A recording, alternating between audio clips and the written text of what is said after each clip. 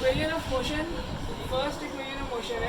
First equation of motion में हमने consider करना है कि एक बॉडी है, फॉर एग्जांपल वो कार है और वो मूव कर रही है। मूव करते करते टाइम टी के अंदर इस वाले पॉइंट पे वो कार पहुंच जाती है।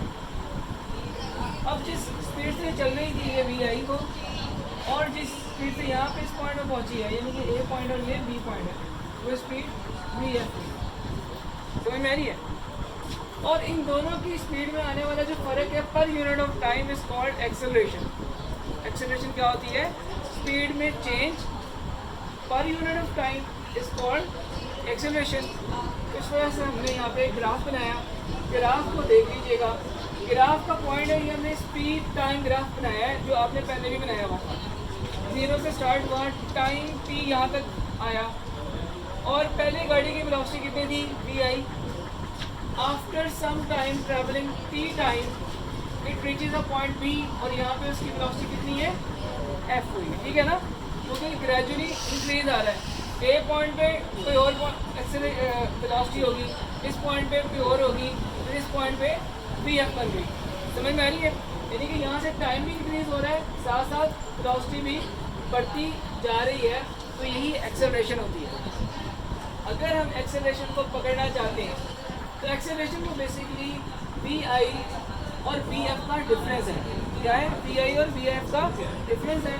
अगर इस पॉइंट से गाड़ी इस पॉइंट पे पहुंची है, हमने स्पीड टाइम ग्राफ के अंदर पढ़ लिया था कि ये जो शेडेड एरिया आता है वो डिस्टेंस होता है। अगर हम कहना चाहें कि ए पॉइंट था वो स्टार्टिंग पॉइंट और वो बी पॉइंट था एंडिंग पॉइंट जहाँ पे गाड़ी पहुंची है, तो हमारे पास एक इस तरह की लाइन आएगी। हमेशा एक्सेलरेशन में एक स्लोप आती है, एक्सेलरेशन में स्लोप आती है। कांस्टेंट स्पीड में स्ट्रेट लाइन आती है, ठीक है। एक्सेलरेशन में स्लोप आया करती है, वो इसमें आ गई। एक्सेलरेशन में हमेशा स्लोप आती है क्योंकि स्पीड चेंज हो रही होती है, टाइम भी चेंज हो रहा होता है। तो हमने इस पॉइंट का नाम ए रखा, इस पॉइंट का नाम बी रखा, इस वाले पॉइंट का नाम सी रखा, इस पॉइंट का नाम डी रखा। अब हम कहते हैं, बेसिकली हम क्या कहना चाहते हैं? हम कहते हैं व्हाट इज़ एक्सेलरेशन। एक्सेलरेशन को हमने बनाया है जनाब slope of A B. Slope of A B क्या होगी? Acceleration of that body. Slope कैसे निकाली जाती है? अगर यहाँ पे आपको एक ट्राइंगल नज़र आ रही है, एक ये वाली लेंथ है और एक ये वाली लेंथ है। इस वाली लेंथ को इस वाली लेंथ से अगर डिवाइड कर दिया जाए तो हम क्या कहते हैं? स्लोप कहते हैं उसे, ठीक है। हमारा पॉइंट ऑफ व्यू क्या है? हमें ए बी की स्लोप निकालनी है। अगर वो हमने निकाल ली तो हमारे पास एक्सेलरेशन आ गया। अगर एक्सेलरेशन आ गया तो फर्स्ट इक्वेशन ऑफ मोशन हमारी हो जाएगी। फर्स्ट फॉर ऑल हम देखते हैं कि ए सी क्या है। ए सी अगर देखा जाए नीचे नज़र आ रहा है, ये टी के बराबर है, हमने टी लिख दिया। What is B C?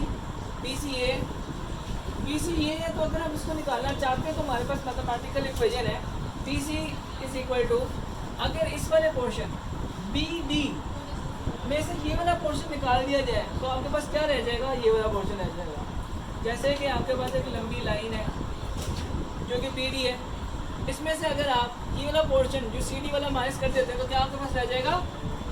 B सी रह जाता है।